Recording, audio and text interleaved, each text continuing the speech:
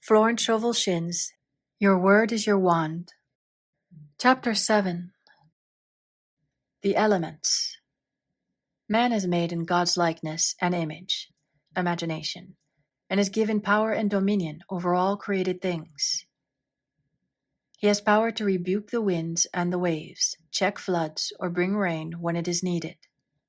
There is a tribe of American Indians who live in the desert country and depend on the power of prayer only to bring rain to water their crops. They have a rain dance, which is a form of prayer, but no chief is allowed to take part who has any fear. They give exhibitions of courage before they are admitted to the ceremonies.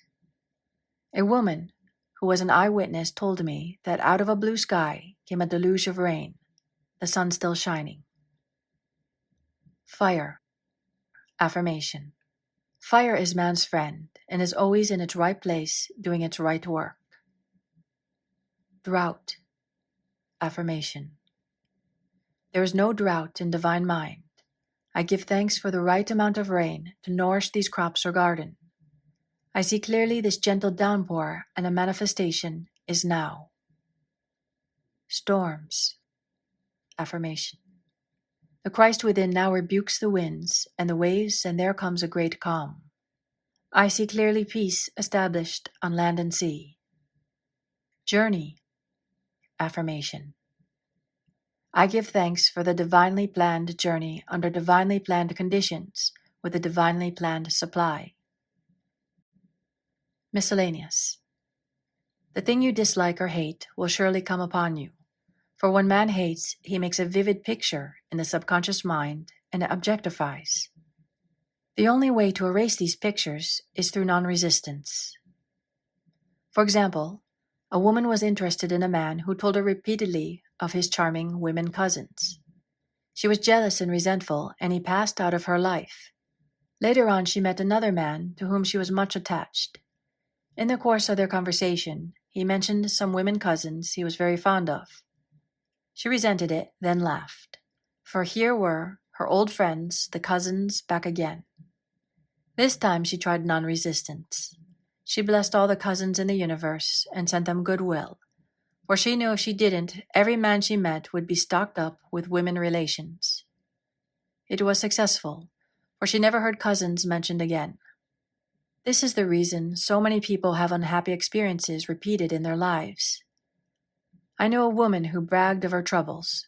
She would go about saying to people, "I know what trouble is," and then wait for their words of sympathy. Of course, the more she mentioned her troubles, the more she had, for by her words she was condemned. She should have used her words to neutralize her troubles instead of to multiply them.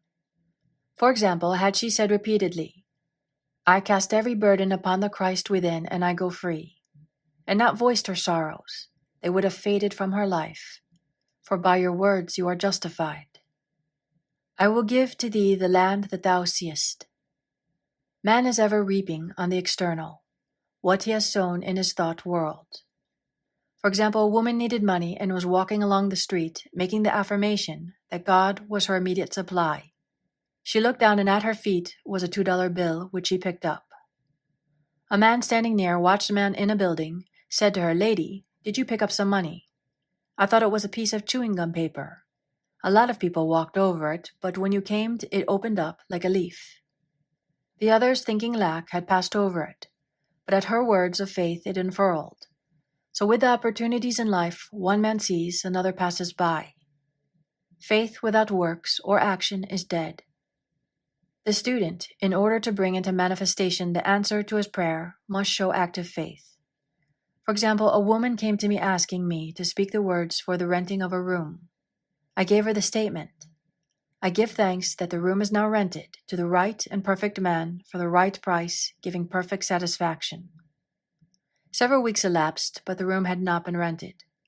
I asked, "Have you shown active faith? Have you followed every hunch in regard to the room?" She replied, "I had a hunch to get a lamp for the room, but I decided I couldn't afford it." I said, "You'll never rent the room until you get the lamp.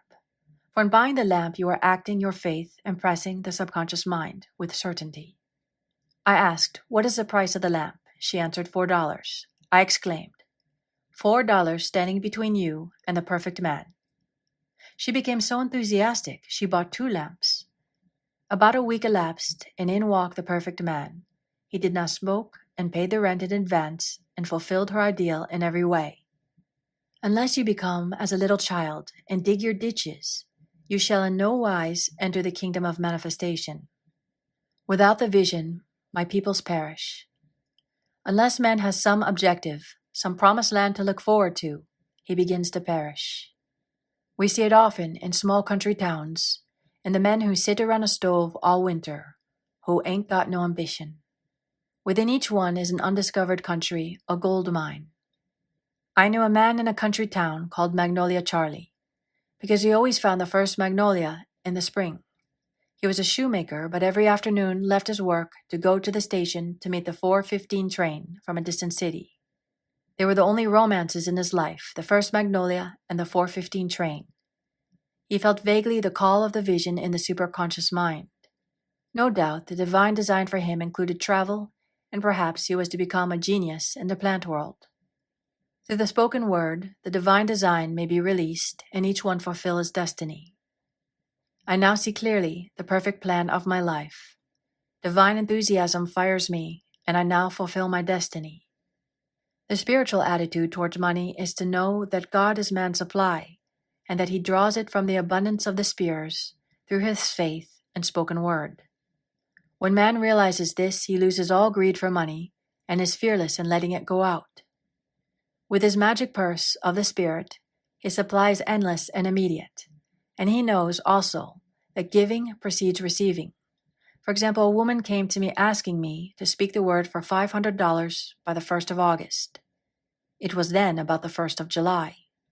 I knew her very well and said, "The trouble with you is you don't give enough. You must open your channels of supply by giving." She had accepted an invitation to visit a friend and did not want to go on account of the formality. She said, "Please treat me to be polite for 3 weeks, and I want to get away as soon as possible and be sure to speak the word for the $500. She went to the friend's house, was unhappy and restless, and tried continually to leave, but was always persuaded to stay longer. She remembered my advice, however, and gave the people about her presents. Whenever possible, she made a little gift. It was nearing the 1st of August and no signs of the $500 and no way of escaping from the visit. The last day of July, she said, "Oh God, maybe I haven't given enough." So she tipped all the servants more than she had intended. The 1st of August, her hostess said to her, "My dear, I want to make you a gift," and she handed her a check for $500. God works in unexpected ways, his wonders to perform. Affirmations. God is incapable of separation or division. Therefore, my good is incapable of separation or division. I am one with my undivided good. All that is mine by divine right is now released and reaches me in a perfect way under grace. God's work is finished now and must manifest. I serve only faith, and my unlimited abundance is made manifest. I am undisturbed by appearances. I trust in God, and he now brings to me the desires of my heart. My good now overtakes me in a surprising way. The divine plan of my life cannot be tampered with. It is incorruptible and indestructible. It awaits only my recognition. There is no there is only here. Reveal to me the way. Let me see clearly the blessing which thou hast given me. Let thy blessed will be done in me this day. Hunches are my hounds of heaven. They lead me in the perfect way. All things I seek are now seeking me. Divine activity is now operating in my mind, body, and affairs, whether I see it or not. Since I am one with the only presence, I am one with my heart's desire. I now have the single eye of the Spirit and see only completion. I am a perfect idea in divine mind, and I am always in my right place doing my right work at the right time for the right pay. The Columbus in you will see you through. I am an irresistible magnet for checks, bills, and currency, for everything that belongs to me by divine right. Thou in me art completion. As I have asked, I must receive. The law of God is the law of increase, and I give thanks for increase under grace and perfect ways. I dwell in the sea of abundance. I see clearly my inexhaustible supply. I see clearly just what to do. My world of the wondrous now swings into manifestation, and I enter my promised land under grace. Great peace have I who love thy law of non-resistance, and nothing shall offend me. Thou in me art inspiration, revelation, and illumination. Conclusion. Nothing is too good to be true. Nothing is too wonderful to happen. Nothing is too good to last. Choose the affirmation which appeals to you the most and wave it over the situation which confronts you. It is your magic wand, for your word is God in action. It shall not return unto me void, but shall accomplish that whereunto it is sent. Isaiah 55:11. But I say, have they not heard? Yes, verily, their sound went into all the earth, and their words into the end of the world. Romans 10:18. And this concludes Your Word is Your Wand by Florence Scovel Shinn, 1928.